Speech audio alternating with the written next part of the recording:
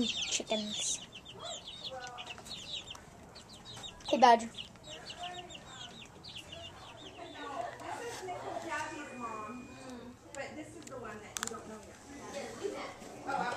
What's her name, Kit? Facing a daunting diagnosis, the inspirational way in which he lives his life just might change the way you live yours. Told you. Tonight, Roger's going on an extraordinary adventure. He'll make an everlasting memory with his family. Fulfill an unfinished dream. He moved to San Diego State to finish up his college. And as they say, I followed my man. I have two boys. One is 8 years old, Brandon. The other is 12 years old, Connor. Brings a smile to my face just thinking of my boys.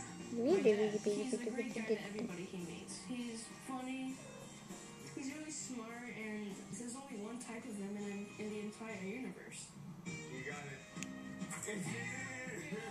We recently moved to Colorado from Southern California to follow a career path that I was just in love with. It's aerospace.